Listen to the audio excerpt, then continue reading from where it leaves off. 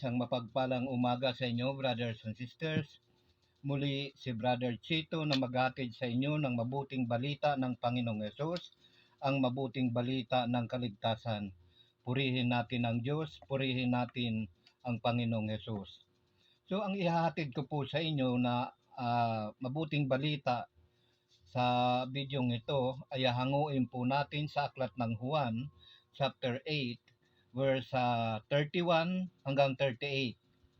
Unawain po ninyo, brothers and sisters, ang mabuting balita ng Panginoong Yesus upang nang sa ganon, kung ito po ay isa sa buhay po natin, tayo po ay magkakaroon ng buhay na walang hanggan at maunawaan po natin ang mga salita ng Diyos at tayo po ay makakasunod sa kalooban ng Panginoong Yesus. Narito po ang ating ebanghelyo. Sinabi naman ni Jesus sa mga Hudyong naniniwala sa Kanya, "Kung patuloy kayong susunod sa aking aral, tunay ngang kayo'y mga alagad ko. Makikilala ninyo ang katotohanan, at ang katotohanan ang magpapalaya sa inyo. Lahi kami ni Abraham," tugon nila, "at kailanmay di kami naalipin ni numan. Paano mo masasabing palalayain kami?" Sumagot si Jesus, "Tandaan ninyo, alipin ng kasalanan ang lahat ng nagkakasala. Ang alipin ay hindi kabilang sa sambahayan sa habang panahon. Subalit ang anak ay kabilang magpakailanman. Kapag kayo'y pinalaya ng anak, tunay ngang kayo'y malaya. Nalalaman kong lahi kayo ni Abraham, gayunmay pinagsisikapan ninyo akong patayin, sapagkat walang pitak sa inyong puso ang aral ko. Sinasabi ko ang aking nakita sa aking ama. Ginagawa naman ninyo ang inyong naririnig sa inyong ama." Yan po, brothers and sisters, ang mabuting balita ng kaligtasan. Purihin natin ang Diyos, purihin natin ang Panginoong Yesus. So, kung atin pong uunawain ang mabuting balita ng Panginoong Yesus, ng ito po yung kabuuhan po nito, sana po ay maunawaan natin. Mga kapatid, sa ebanghelyong ating binasa sa Juan 8:31 ay binanggit ng Panginoon sa mga Hudyong naniniwala sa Kanya ang ganito, "Kung patuloy kayong susunod sa aking aral, tunay ngang kayo'y mga alagad ko." Kaya nga, sinabi ni Jesus sa aklat ng Juan 15:4 hanggang 7 na ang sabi dito, pakinggan po ninyo mga kapatid, "Manatili kayo sa akin at mananatili ako sa inyo. Hindi makapamumunga ang sangang hindi nananatiling nakakabit sa puno. Gayon din naman, hindi kayo makapamumunga kung hindi kayo mananatili sa akin. Ako ang puno ng ubas, kayo ang mga sanga. Ang nananatili sa akin at ako sa kanya, ang siyang namumunga ng sagana, sapagkat wala kayong magagawa kung kayo'y hiwalay sa akin. Ang hindi nananatili sa akin ay itatapon at matutuyo gaya ng sanga. Ang gayong mga sanga ay titipunin at susunugin.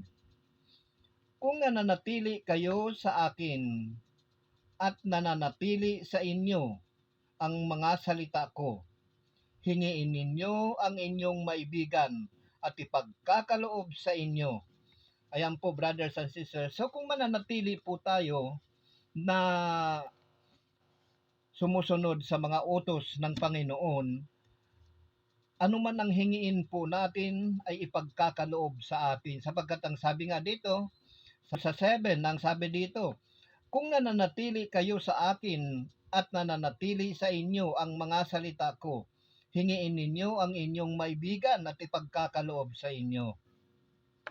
So malinaw po na ipinapahayag po ng Panginoong Hesus dito sa mga Hudyong ito na naniniwala sa Kanya na ang sabi nga niya, kung patuloy kayong susunod sa aking aral, tunay ngang kayo'y mga alagad ko. Ibig lang sabihin mga kapatid, kaya sa ating pong pananambahan sa buhay natin ngayon, lalo-lalo na malapit na po yung huling araw, ito na po yung mga huling araw na ating hinaharap sapagkat nakikita na po natin katulad nga po yung binanggit ng Panginoong Hesus yung aral tungkol doon sa puno ng igos na kapag nakita ninyong namumunga na or nananahon na, ibig sabihin malapit na ang tag-araw. Ganyan din po ngayon sa panahon natin sa daigdig na ito. Nakikita po natin ang mga palatandaan, lalong-lalo na sa nangyayari sa atin ngayon sa pamahalaan natin, lalo-lalo sa Senado. So hindi po natin maiiwasan na isipin na ito na po yung huling araw sapagkat nandito po yan sa aklat ng Biblia, sa aklat ng Mateo. Ang palatandaan sa mga huling araw, maglalaban ang bansa kapwa bansa, ang kaharian kapwa sa kaharian. Hindi ba nangyayari ngayon? Makakarinig kayo ng mga digmaan, malalakas na lindol. Tingnan niyo ang nangyari ngayon sa bandang Visayas area. Di ba? So ito po yung mga palatandaan ng sinabi ng Panginoong Hesus doon sa parable niya, doon sa puno ng kahoy na kapag nakita ninyong nagdarahon na ang isang igos, ibig sabihin po ay malapit ng tag-araw. Ngayon, kapag nakikita na po natin ngayon yung mga nangyayari sa paligid po natin, ibig sabihin yan po yung palatandaan na malapit na ang pagbabalik ng Panginoong Hesus. Ito na po yung mga huling araw. Kaya dapat po yung pananampalataya natin ngayon, yung ating pagsunod sa Panginoon na dapat nating pag-ibayuhin sa panahon ngayon. Kaya nga sabi ng Panginoon sa Ebanghelyo natin, kung patuloy kayong susunod sa aking aral, tunay ngang kayo'y mga alagad ko. So kung sumusunod tayo sa aral ng Panginoon, tunay tayo na mga alagad. Hindi ko rin naman maiwasan na sabihin natin na marami po dyan nagpapahayag ng salita ng Diyos, ngunit hindi po tugma. Yung iba, para maging maganda ang pandinig sa kapwa, sa tao, binibigyan, dinadagdagan nila, binabawasan nila. So ito po yung mga ganitong tao ang hindi dapat natin tinatangkilik sapagkat inililigaw lamang po tayo nito. Anyway, hindi naman yan po ang topic natin ngayon. Ang topic po natin ngayon ay patuloy na pagsunod sa utos ng Panginoon sa aral. Pagkat wala po tayong magagawa kung tayo hiwalay sa Panginoon. Kaya nga, sabi nga dito sa aklat ng Ikalawang Juan, ang sabi dito, ang hindi nananatili sa turo ni Kristo, kundi nagdaragdag dito, ay hindi pananahanan ng Diyos. Sino mang nananatili sa turo ni Kristo ay pinananahanan ng Ama at ng Anak. Ayan po, napakalinaw po nung sinabi dito sa Juan, sa aklat ng Juan na sa ating Ebanghelyo 8:31, kung patuloy kayong susunod sa aking aral, tunay ngang kayo'y mga alagad ko sapagkat mananahan po sa atin ang Diyos Ama at ang Diyos Anak. Kaya nga nasusulat po dito sa aklat ng Ikalawang Juan, chapter 1, verse 9, ang hindi nananatili sa turo ni Kristo kundi nagdaragdag nito ay hindi pananahanan ng Diyos. Sino mang nananatili sa turo ni Kristo ay pinananahanan ng Ama at ng Anak. Ibig sabihin, yung mga nagdaragdag po nito, yung maririnig naman po natin ngayon sa pangangaral, ang dami pong nagpapahayag ng salita ng Diyos. Ngunit, sino nga ba? Na kanino nga ba ang katotohanan? Malalaman po ninyo yan sa mga sinasabi. Kapag ang sinasabi po ng isang mangangaral, bibigyan ko na po kayo ng mga clue, ng palatandaan ninyo. Kapag ang sinasabi po ng isang mangangaral ay wala po sa Biblia, tiyak po yun na kathang-isip lamang po niya. Kaya wag po kayong magpapaniwala sa mga ganyan. Hanggat maaga pa po, magbagong buhay na tayo. Hanapin natin ang katotohanan. Ang katotohanan po, yan po ay salita ng Diyos. Hindi po dinadagdagan, hindi binabawasan. Sapagkat doon pa lamang po sa lumang tipan, sa aklat ng Deuteronomio, ipinaliwanag na po yan ni Moises doon sa mga ninuno natin, sa mga Israelita. Sundin ninyong mabuti ang kautusan ng Diyos. Walang labis, walang kulang. Ayan pong itinuro ni Moises. Pero marami po ngayon ang nagpapahayag. Unang-una na dyan, nalalaman naman po ninyo yan. Ayoko lang po magbanggit ng mga bagay na yan sapagkat nalalaman na po yan at saka nalalaman po ng Diyos yan kung sino yung nagpapahayag ng totoo. Nasa kasulatan na po, nandyan na po yan sa lumang tipan. Pagdating po sa Revelation, sinabi rin po yan ni Juan doon kung ano ang mangyayari sa mga taong magdaragdag at magbabawas nito. Pakinggan po natin dito sa aklat ng Revelation. Nandito po yan. Kaya dyan po ninyo malalaman yung totoo na pinananahanan ng Diyos sapagkat hindi siya nagdadagdag, hindi siya nagbabawas. Kung ano yung sinasabi ng Espiritu ng Biblia, yan po ang inihahayag. Hindi po nagdaragdag. Ayan po, nandito po yan sa aklat ng Revelation. Ang sabi dito sa aklat ng Revelation, chapter 22, verse 19, ang sabi dito, at ang sino mang mag-alis ng anuman sa mga hulang nasasaad dito ay aalisan naman ng Diyos ng karapatan sa bunga ng punong kahoy na nagbibigay buhay at sa banal na lungsod na binabanggit dito. Sinasabi ng nagpapatutuo sa lahat ng ito, tiyak na ngang darating na ako. Amen. Ayan po, kung sino po ang magdagdag, kaya nga sabi dito ni Juan, akong si Juan ay nagbabala sa sino mang makarinig sa mga hulang nasasaad sa aklat na ito, sino mang magdagdag sa nilalaman ng aklat na ito, idaragdag ng Diyos sa kanyang parusa ang mga salot ng nakasulat dito.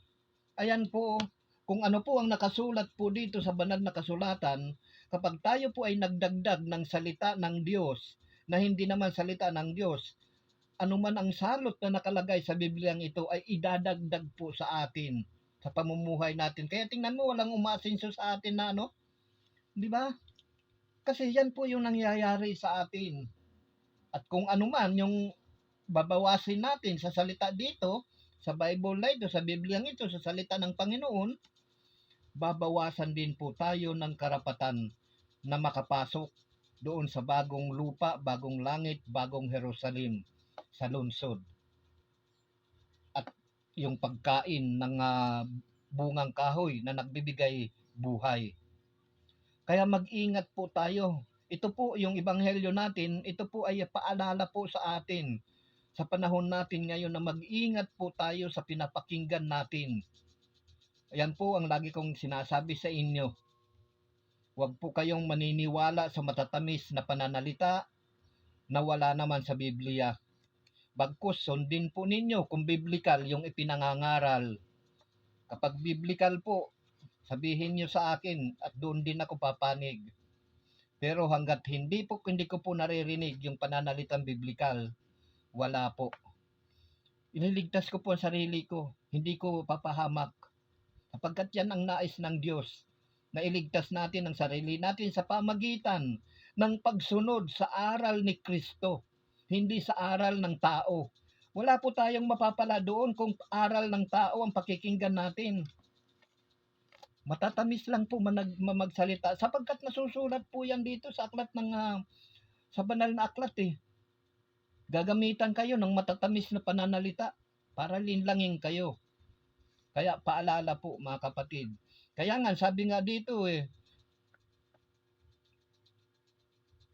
ang hindi nananatili sa turo ni Kristo kundi nagdaragdag dito ay hindi pinananahanan ng Diyos. Sino mang nananatili sa turo ni Kristo ay pinananahanan ng Ama at ng Anak. Ibig sabihin, kapag tayo ay nagdaragdag, wala. Hindi po yan ang turo ni Kristo. Sapagkat ang turo po ni Kristo ay laging on point po yan. Laging sakto. Laging tama. Wala pong labis, wala pong kulang. Ayan po ang turo ni Kristo, hindi katulad ngayon yung mga nagtuturo, mapaganda lamang yung tinig nila kung ano-ano nang idadagdag. Kaya mag-iingat po tayo sa panahon natin ngayon. Kung hindi po tayo mag-iingat, wala pong magsasabi sa atin yan. Sapagkat okay sana, may magsasabi sana niyan kung kayo ay pinananahanan na ng Espiritu ng Panginoon. Sapagkat siya po ang magpapaalala niyan sa atin. Pero hanggat hindi po tayo nagbabalik loob sa Diyos, wala pong magpapaalala sa atin yan sapagkat huwag po tayong aasa sa mga tao. Sapagkat sila man ay hindi rin po nila alam kung ano ang katotohanan. Kaya nga sabi nga ng Panginoon dito sa Ebanghelyo natin, makikilala ninyo ang katotohanan at ang katotohanan ang magpapalaya sa inyo. Di ba? Kasi kung mananatili tayo doon sa mga sabi-sabi, doon sa mga aral na wala naman sa Biblia, hindi po tayo makakalaya doon. Sapagkat ang tunay na kalayaan po, na andito po ang sabi ng Panginoon Hesus sa Ebanghelyo natin, kung patuloy kayong susunod sa aking aral, tunay ngang kayo'y malaya. Tunay ngang kayo'y mga alagad ko. Ayan po. Makikilala ninyo ang katotohanan at ang katotohanan ang magpapalaya sa inyo. Ano ba ang katotohanan ito? Mga kapatid, pakinggan natin dito sa aklat ng Juan, chapter 17 hanggang 19, ang sabi dito. Nung ipinanalangin po, brothers and sisters, ng Panginoong Hesus ang kanyang mga alagad at yung mga tao na naroon, nung malapit na po siya umakyat sa langit, ay ganito po ang ipinanalangin ng Panginoon sa kanyang mga alagad. Sabi sa Ama, italaga mo sila sa pamamagitan ng katotohanan. Ang salita mo ay katotohanan. Yan po ang salita. Ang salita mo ay katotohanan. Kaya nga, yung sinabi dito sa Ebanghelyo natin, kung patuloy kayong susunod sa aking aral, tunay ngang kayo'y mga alagad ko. Kung tunay tayong susunod, kung patuloy tayong susunod doon sa aral, doon sa turo ni Kristo, tunay tayong mga alagad ni Kristo. Sapagkat sinusunod natin siya eh. Siyempre, mananahan sila sa atin. Kaya nga sabi dito sa aklat ng ikalawang Juan, chapter 1, verse 9, ang hindi nananatili sa turo ni Kristo kundi nagdaragdag dito ay hindi pinananahanan ng Diyos. Sino mang nananatili sa turo ni Kristo ay pinananahanan ng Ama at ng Anak. Diba? Kaya makikilala natin ang katotohanan which is ang salita ng Diyos. Kung paanong sinugo mo ako sa sanlibutan, gayon din naman. Sinusugo ko sila sa sanlibutan. Alang-alang sa kanila'y itinalaga ko ang aking sarili upang maitalaga rin sila sa pamamagitan ng katotohanan. Yan po mga kapatid. Upang maitalaga rin sila sa katotohanan. Ngayon, kung nangangaral ang isang tao nang wala sa katotohanan, ito po ay katang-isip lamang niya at yung mga itinuro sa kanila ng mga tao rin, kapwa nila, wala pong kaugnayan sa Diyos yung turo na yan. Hindi po nagmumula sa Diyos yan. Sapagkat ang sabi nga dito sa ikalawang Juan, chapter 1, verse 9, Ang hindi nananatili sa turo ni Kristo, kundi nagdaragdag dito, ay hindi pinananahanan ng Diyos. Sino mang nananatili sa turo ni Kristo ay pinananahanan ng Ama at ng Anak. Yan po lagi nating tatandaan, mga kapatid. Kaya nga, tingnan nyo ano ang nangyari dito sa mga Hudyo. Kaya nga nagmalaki pa sila rito. Nang sabi dito sa ebanghelyo natin sa 33, lahi kami ni Abraham, tugon nila, at kailan may di kami naalipin ni numan. Paano mo masasabing palalayain kami? Sumagot si Jesus, tandaan ninyo, alipin ng kasalanan ang lahat ng nagkakasala, kaya wala tayong dapat ipagmalaki sa Diyos. Alipin ng kasalanan ang lahat ng nagkakasala. Lahat. Hindi, at limbawa, pagka nagkasala ka isang beses, alipin ka na. Kasi, palagi mo mong binabalikan yung pagkakasala. Instead na layuan mo yung pagkakasala, binabalikan mo at binabalikan mo. Ibig sabihin, alipin ka sapagkat nasasarapan kang gumawa ng pagkakasala. Ganyan din po ako, brothers and sisters eh. Kasi, ikikwento ko lamang po sa inyo, tingnan yun, nangyayari sa akin. Naaalipin po ako. Kasi ang gusto ko nga, ang goal ko po, ang layunin ko po, maayos ko po itong bahay namin. Kasi tingnan nyo naman, ano lang to eh, bahay kubo lang ito. Ito ay kulungan ng baboy. Ayan, kulungan ng baboy lang ito. Eh siyempre, pangarap ko naman para sa sarili ko na mapaayos ko naman para yung mga anak ko is magkaroon naman sila ng privacy. May mga kwarto sila. Eh sinasamantala ngayon ni Satanas. Nung isang araw, di naengganyo akong tumaya nung yung numero na Dahil doon, namaga yung paa ko na matagal nang hindi namamaga ito sa arthritis. Matagal-tagal na hindi namamaga. Nung pagtaya kong yan, yung numerong yun na 2 numero, mamaya-maya ng konti, namaga na yung paa ko. Kasi may arthritis nga, sabi nila. Pero ginamit lang ni Satanas yun para makapag-ano siya sa akin. Eh, ganyan po yan si Satanas. Kung ano yung kahinaan natin, yan po yung kanyang binabantayan lagi sa atin. Bubulong-bulong siya diyan. Kung ano yung gusto niyang para maengganyo tayo na mabitag niya tayo. Ngayon, kapag tayo po ay nagkasala na, sinunod natin yung kalooban niya, siyempre, hihilingin na ngayon niya sa Diyos na bigyan na tayo ng karamdaman. Ayan po yan si Satanas. Kaya parang leon yan na umaatungal. Nasa tabi lang lagi natin yan. Kaya kung hindi po natin alam yan, yung gawain ni Satanas, wala po. Ayan po. Pero, alam ko naman kung paano ko naman i-handle yan. Siyempre, tinuturo naman sa akin ng banal na espiritu, kailangan kong humingi ng tawad. Humingi ako ng tawad sa Diyos at nangakong hindi ko na ulitin. Ganyan po tayo. Para makalaya tayo, mangako tayo sa Diyos at tuparin natin na hindi na natin uulitin. Itong mga Hudyo nagmayabang pa sila, nagmalaki pa siya. Kaya nga sabi ng Panginoong Hesus kung patuloy kayong susunod sa aking aral, tunay ngang kayo'y mga alagad ko. Makikilala ninyo ang katotohanan at ang katotohanan ang magpapalaya sa inyo. Ang katotohanan, ang salita ng Diyos. Ang pagsunod natin sa aral ni Kristo. Yan po ang magpapalaya sa atin. Abay, nagmalaki pa dito sa ebanghelyo natin yung mga Hudyo. Ang sabi nila, lahi kami ni Abraham. Tugon nila.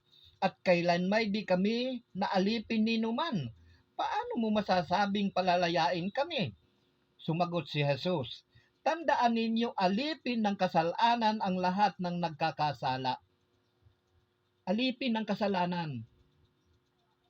Kaya nung nag-alipin ako nung bagay na iyon. Kasi, may layunin naman ako, maganda naman talaga. Pero dapat hinihintay natin yung bigay ang Diyos mismo ang magkaloob sa atin. Kasi kapag kalooban na niya, sasabihin naman sa atin yan, ibibigay sa atin yan. Kaya nga, di ba, ang sabi nga dito sa ebanghelyo natin, nananatili kayo sa akin at nananatili sa inyo ang mga salita ko. Hingiin ninyo ang inyong maibigan at ipagkakaloob sa inyo. Ayan po yan eh. Ipagkakaloob po sa atin. Huwag lamang po natin katulad ng ginawa ko. Hindi pa naman kaloob eh. Kasi hindi pa naman sinabi sa akin ng banal na espiritu na gawin mo yun eh.